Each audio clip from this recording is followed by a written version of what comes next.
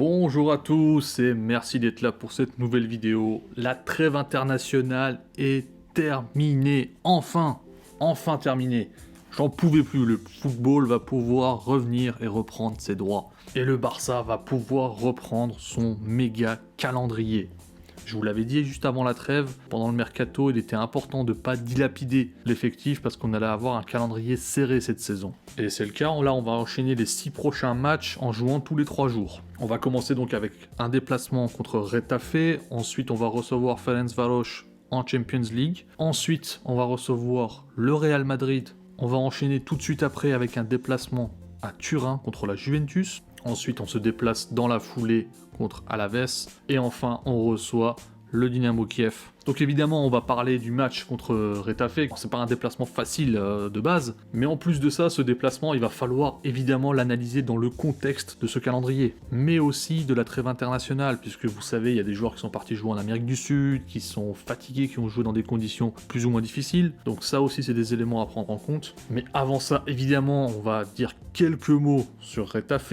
C'est un club avec un tout petit budget, ils sont même pas top 10 en Liga en termes de masse salariale, mais par contre sur le terrain c'est un vrai morceau. C'est une équipe qui finit dans la première partie du tableau ces dernières saisons. Dans le jeu c'est une équipe qui casse le rythme constamment, ils essayent de faire déjouer l'adversaire. On l'a vu justement en Europa League juste avant le Covid, ils ont réussi à éliminer l'Ajax Amsterdam en faisant de l'anti-jeu pendant quasiment tout le match. Et c'est une équipe qui va forcément se regrouper en bloc bas contre des équipes qui aiment jouer la possession. Donc ça, c'est un élément important à garder dans un coin de la tête quand on va parler de l'attaque tout à l'heure. On va donc commencer notre 11 tranquillement. Dans les buts, on va pas faire de changement. Le gardien, il n'y a pas forcément besoin de faire de rota. Neto était sur un bon match contre Séville, donc on va garder Neto dans les buts. En défense centrale, on va garder Piqué, il a pris sa retraite internationale, donc il ne joue pas pendant les trêves internationales. On attend de lui d'être en forme, d'être présent. À côté de lui, on va aligner Araujo. L'Anglais a joué avec l'équipe de France contre la Croatie, donc on va le laisser au repos. Après, je précise que la rotation sur les postes de défenseurs centraux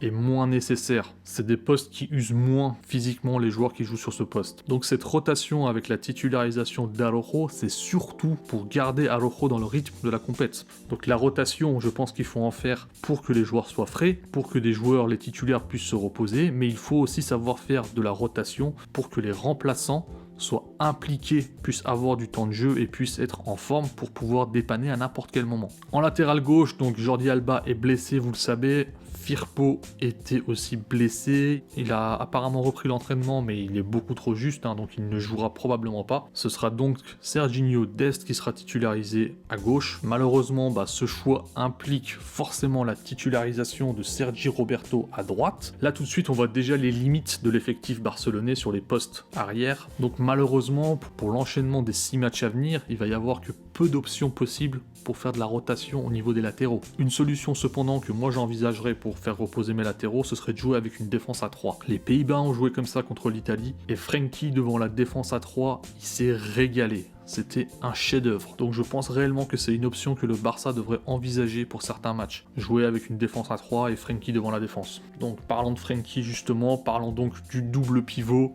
Évidemment, je vais mettre Frenkie titulaire dans ce match. Il vient de faire une masterclass avec les Pays-Bas contre l'Italie. Ça faisait longtemps que j'avais pas vu un milieu de terrain à ce niveau. C'était un véritable chef d'orchestre, il était partout, il m'a régalé. Alors pourquoi titulaire contre Retafe? Si on regarde les 6 matchs à venir du Barça, il y a donc 2 déplacements difficiles en Liga qui sont à Retafe et à Alaves. Il y a 2 réceptions en Champions League qui sont le Dynamo de Kiev et le Ferencváros, qui pour moi sont les matchs les plus abordables sur les 6 matchs à venir. Et ensuite il y a les 2 matchs les plus importants qui sont donc le Classico avec la réception du Real Madrid et le déplacement à Turin en Ligue des Champions. Frenkie de Jong, il doit absolument être titulaire contre le Real Madrid et contre la Juventus. Ce qui veut dire que pour moi, il devra être mis au repos contre Ferencváros, juste avant le Real Madrid. Donc pour le garder dans le rythme, moi je choisis de le titulariser contre Retafe et de le laisser au repos contre Ferencváros. Cependant, je le ferai pas jouer 90 minutes, je le ferai jouer environ 60 minutes et je ferai rentrer Riqui Puig à sa place autour de la 60e. Pour l'accompagner dans le double pivot, évidemment, ce sera pas Busquets, il a débuté les 3 premiers matchs, il était sélectionné avec l'Espagne, donc il doit être mis au repos. Pjanic, malheureusement, il est sorti blessé, donc on ne connaît pas encore la gravité, mais je pense qu'il ne faut pas prendre de risques, donc Pjanic doit être laissé au repos. Donc évidemment, dans ce double pivot pour accompagner Frenkie, ce sera Carles Alenia. C'est un joueur qui sait dicter parfaitement le tempo du jeu et c'est un joueur qui, je pense, aura une très bonne complémentarité avec Frenkie de Jong. On passe donc ensuite à la pointe haute du milieu de terrain. Je choisis de ne pas faire jouer Coutinho pour ce premier match parce qu'il revient d'Amérique du Sud. C'est aussi un joueur qui fait énormément d'efforts dans le pressing au Barça. C'est un joueur qui va être absolument indispensable contre le Real et contre la Juventus et même pour la réception de Ferencváros en Ligue des Champions. Donc c'est un joueur qui doit se reposer, c'est un joueur qui doit être préservé pour le coup. À sa place, donc je mettrai Antoine Griezmann. Il a énormément pleuré durant la trêve internationale en disant qu'il ne jouait pas à son poste, etc., etc. Je le pensais déjà avant la trêve internationale. Je pense que Griezmann doit être mis en concurrence avec Coutinho pour ce poste de 10 et gratter des minutes dans cette position axiale. Donc là, c'est l'occasion et ça nous permettra aussi de jouer avec des vrais ailiers. Le choix de Griezmann, il va venir évidemment en complément du choix du joueur qui va jouer en 9. Je choisis évidemment Lionel Messi. Alors oui, il a joué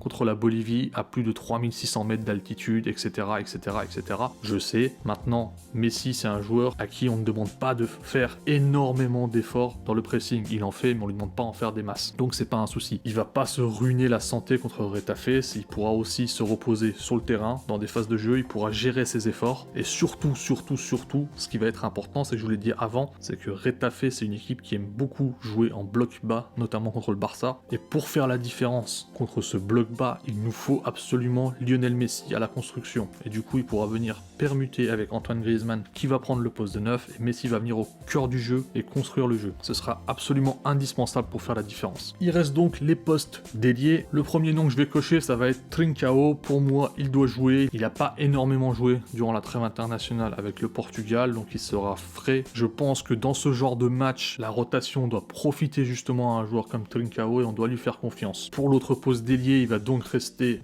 à choisir entre Fati et Dembélé. Moi, je vais choisir Dembélé, ça me paraît évident. La première raison, c'est qu'il faut tout simplement de la rotation dans l'effectif. Je le dis, je le redis, les joueurs doivent être impliqués, ils doivent jouer. Dembélé n'a pas joué encore une seule minute cette saison. Coman l'avait complètement mis à l'écart. Donc là, ça va être l'occasion de le lancer et ça va surtout venir sur ce côté droit nous apporter une solution dans la profondeur parce que je rappelle que sur les matchs d'avant, avec Sergi Roberto et avec Antoine Griezmann sur ce côté droit, on n'avait absolument aucune solution et on attaquait très peu sur ce côté. C'était un côté qui était quasiment inactif. Voilà donc globalement le 11 que j'afficherai contre Retafe. Je le répète, prenez bien en compte que c'est un 11 qui est fait avec de la rotation puisque dans 3 jours, on va débuter la Champions League contre le Ferencváros. Ensuite, on va enchaîner avec le Classico contre le Real Madrid et ensuite, on va se déplacer à Turin pour jouer contre la Juventus. Donc là, c'est le moment pour faire pas mal de rotation, d'impliquer tout l'effectif et de reposer les cadres. Et c'est surtout ça le point très important, c'est que au-delà de voir un peu de rotation contre Retafe, j'aimerais que la rotation continue.